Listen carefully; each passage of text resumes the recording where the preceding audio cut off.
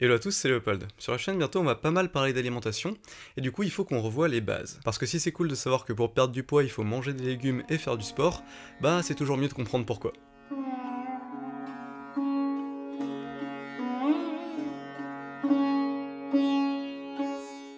Les principaux aliments qu'on peut manger dans la vie de tous les jours sont en gros rangés dans l'ordre suivant. Les végétaux, les céréales et les viandes ou produits animaux. Tous ces groupes contiennent le nécessaire à notre survie. Il y a dans chacun de ces groupes des glucides, des lipides, des protéines et d'autres nutriments. Maintenant là-dedans, qu'est-ce qui fait prendre du poids ? Eh bah c'est les glucides. Mais comprenez bien, les glucides sont l'élément essentiel au fonctionnement de notre corps. Ils sont le moteur qui nous permet de bouger. On les retrouve partout, dans le pain, dans les céréales, dans les fruits, dans les légumes, et bien évidemment dans les bonbons et dans les pâtisseries. Tous ces glucides sont composés d'une chose, le glucose.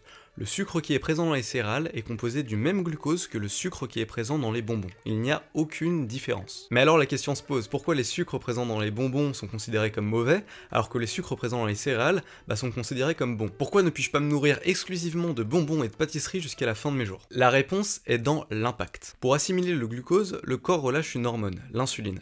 Cette hormone a deux choix. 1. Transformer le glucose en graisse pour le mettre dans les cellules graisseuses. 2. Transformer le glucose en glycogène, une source d'énergie prête à être utilisée par les muscles et le cerveau. Le choix du type de stockage, il va être défini par la quantité d'insuline qui a été sécrétée. Si beaucoup d'insuline est sécrétée d'un coup, alors le glucose va être plutôt transformé en graisse pour en faire des réserves.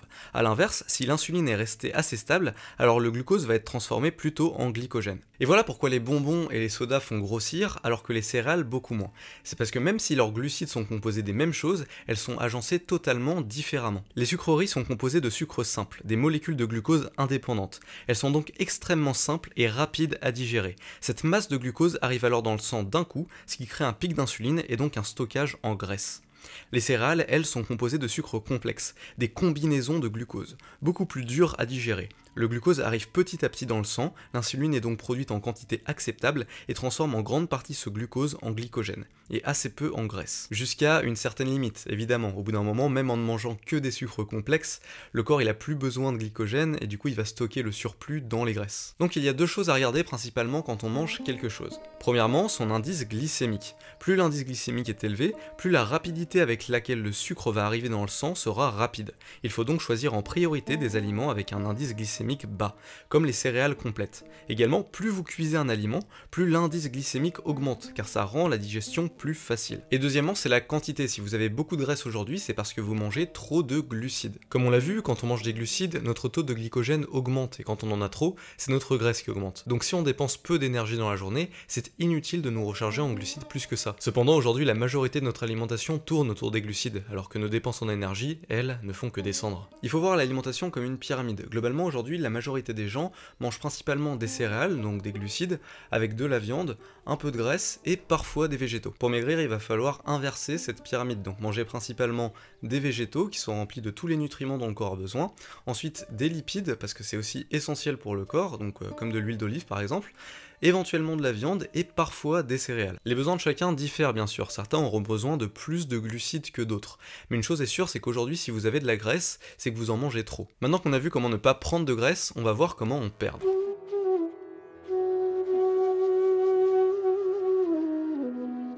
Toute la journée, ton corps dépense de l'énergie, que ce soit pour faire battre ton cœur, renouveler tes cellules, faire fonctionner tes muscles ou quoi que ce soit. Il dépense beaucoup d'énergie, on appelle ça le métabolisme, l'énergie que ton corps dépense dans une journée. Et c'est pour récupérer cette énergie qu'on mange. Le processus est simple, si tu fais rentrer dans ton corps plus d'énergie que tu n'en dépenses, tu vas prendre du poids. Si à l'inverse tu fais rentrer dans ton corps moins d'énergie que tu n'en dépenses, tu vas en perdre. C'est aussi simple que ça. Le métabolisme peut être rapide, dans ce cas il va brûler beaucoup d'énergie sans chercher à stocker, ou lent, et alors il va tout faire pour économiser son énergie et donc stocker plus facilement. Et ce facteur peut être influencé par les gènes, c'est pour ça qu'on entend souvent dire qu'il y a des gènes de gros et des gènes de maigre. Mais ça ne change absolument rien au fait que si tu manges moins d'énergie que tu n'en dépenses, tu vas perdre du poids. Je veux dire, c'est comme ça, peu importe tes gènes, ton corps ne tire pas son énergie nulle part, il puise son énergie de ce qu'il mange. Seulement voilà, perdre du poids c'est pas si facile en fait, parce que sinon il suffirait d'arrêter de manger pendant 6 ou 7 jours de suite pour perdre tout son poids et être parfait pour la plage. Non, ce qui va se passer c'est que si vous vous restreignez sur la nourriture, le corps il va vite s'en rendre compte, et il va pas se laisser puiser dans ses réserves comme ça sans rien dire. Non, il va baisser votre métabolisme, pour faire en sorte que vous dépensiez moins d'énergie dans la journée. Exemple, vous avez pour habitude de manger 2000 calories par jour, et votre corps, lui aussi, dépense 2000 calories par jour. Vous gardez donc le même poids tout le temps. Là, d'un coup, vous vous mettez à la diète, vous mangez plus que 1500 calories par jour pour un corps qui en dépense 2000. Là, si le corps fait rien, eh ben, vous allez perdre du poids, car l'énergie des 500 calories que vous dépensez en plus, elle va être puisée dans vos réserves. Mais le corps, voir que vous manquez de nourriture, ça lui fait peur, et donc il va simplement ralentir le métabolisme pour ne dépenser plus que 1500 calories par jour. Résultat, 1, vous devenez plus mou, 2, vous avez très peu perdu ou gardé le même poids, et le pire dans tout ça, c'est que si vous vous remettez à manger 2000 calories par jour normalement, vous allez grossir car vous mangez désormais plus que votre métabolisme ne dépense. Le métabolisme étant beaucoup plus dur à accélérer qu'à ralentir, le corps il fait des réserves en prévision d'une nouvelle privation. Et c'est pour ça que les régimes à base de privation ne marchent pas.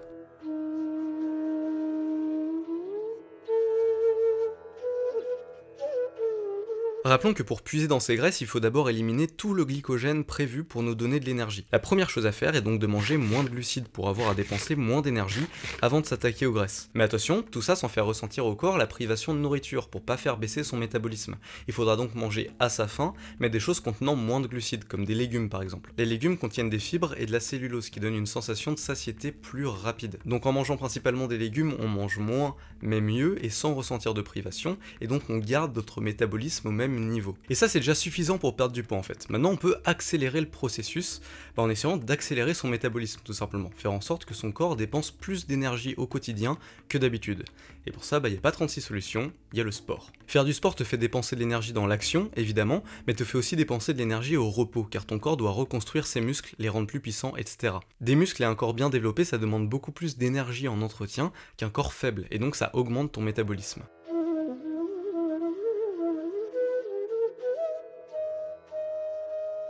Maintenant, il existe un moyen de manger moins et d'en plus augmenter le métabolisme. Et ça, c'est le jeûne intermittent. Le corps a deux phases, la phase anabolique où il stocke les nutriments grâce à une hormone comme l'insuline, et la phase catabolique où il déstocke grâce à une autre hormone, le glucagon. Les deux phases ne peuvent pas se produire en même temps, et quand on mange, on entre de fait dans la case anabolique. Seulement, c'est la phase catabolique qui nous permet de perdre du poids. C'est le glucagon qui est chargé d'utiliser le glycogène pour le transformer en glucose et de le faire passer dans le sang pour nous donner de l'énergie. Quand il n'y a plus de glycogène disponible, il s'attaque aux graisses. Donc pour perdre de la graisse, il faut rester le plus longtemps possible dans cette phase de déstockage. Et le meilleur moyen de la faire durer est de jeûner pendant une longue période. Donc de sauter le petit déjeuner, voire le repas du midi, et de ne manger que pendant une période déterminée. Au niveau du métabolisme, ça ne pose pas de problème, car le corps a toujours la sensation de satiété dans la journée, et d'ailleurs des études ont même montré que ça pouvait augmenter le métabolisme. Pour résumer, ce sont les glucides qui font grossir, et plus ceux ayant un indice glycémique élevé que les autres. Se priver de nourriture, c'est contre-productif, car ça fait baisser notre métabolisme.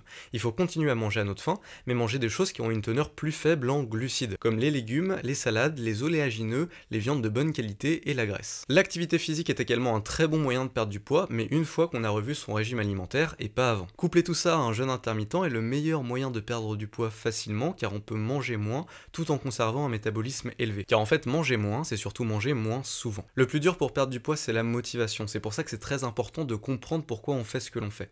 Mais en fait, le plus important, c'est également de kiffer ça. Croyez-moi, manger en majorité des légumes, ça veut pas dire perdre le plaisir de manger. Apprenez à cuisiner, apprenez à assaisonner vos plats, et je vous garantis que vous trouverez ça bien meilleur que des pâtes aux gruyères. C'est juste une question d'habitude. Pareil pour le sport, vous torturez pas, vous allez pas tenir sinon. Faites de l'exercice tranquillement et ressentez les bienfaits sur votre corps. Apprenez à aimer le fait de faire ça, apprenez à aimer le fait de faire ces habitudes-là. C'est comme ça que vous y arriverez, c'est comme ça que vous y arriverez le plus facilement. Et après ça, c'est bon, vous pourrez manier votre poids à votre guise, vous pourrez même vous faire un fast-food de temps en temps, ça posera pas de problème. Merci à toi d'avoir regardé la vidéo, j'espère qu'elle t'a plu. Comme j'ai dit, on reparlera pas mal d'alimentation dans de prochaines vidéos, parce qu'il y a des trucs pas mal qui se mettent en place, et qui sont assez intéressantes, je trouve, donc voilà, on va sûrement en parler. Donc voilà, encore une fois, merci à toi d'avoir regardé la vidéo, tu peux mettre un commentaire pour me dire ce que t'en as pensé, tu peux mettre un like, tu peux t'abonner, et je te dis à la semaine prochaine pour une nouvelle vidéo. Donc c'est Léopold, j'espère que la vidéo vous a plu. Donc je fais cette petite vidéo rapidement pour passer sur 2-3 trucs que j'ai besoin de dire tout de suite. Donc déjà la première chose c'est merci pour l'intérêt que vous témoignez à la chaîne YouTube, parce que c'est vachement cool de votre part. Donc là on est presque 300 bientôt, donc je suis très content, je sais pas trop quoi dire, donc déjà merci. Et la deuxième chose, c'est que je suis actuellement en dernière année d'études, c'est ma dernière année d'études, et donc comme tout à chacun, dans cette période-là, j'ai des examens, et du coup c'est pour ça que j'ai un peu de mal à publier des vidéos en ce moment. Bon, déjà de base j'ai du mal à respecter les délais, mais du coup quand j'ai ce genre de contraintes là, c'est encore pire on va dire. Donc voilà, là je dis à la semaine prochaine, mais en fait peut-être pas trop, on verra, j'ai quelques vidéos de prévues. Mais voilà, je vais essayer de privilégier un peu ces examens-là pour pouvoir les passer dans des conditions qui soient normales. La publication à un rythme plus normal de vidéos, elle devrait être beaucoup plus facile quand j'aurai fini mes études, donc d'ici un mois à peu près. Donc voilà, c'est juste pour vous prévenir de ça. Donc voilà, merci encore beaucoup pour le soutien que vous témoignez, et voilà. Je vous souhaite une très bonne soirée, une très bonne journée, je sais pas à quelle heure vous regardez la vidéo, et salut.